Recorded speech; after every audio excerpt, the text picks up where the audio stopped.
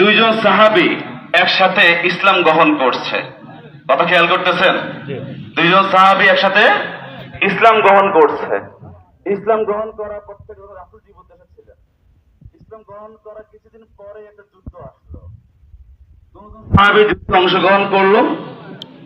একজন সাহাবী মারা গেল। একজন সাহাবী মারা গিয়েছেন, শহীদ হয়ে গিয়েছেন। আরেকজন সাহাবী গাজী হয়ে ফিরে এসেছেন।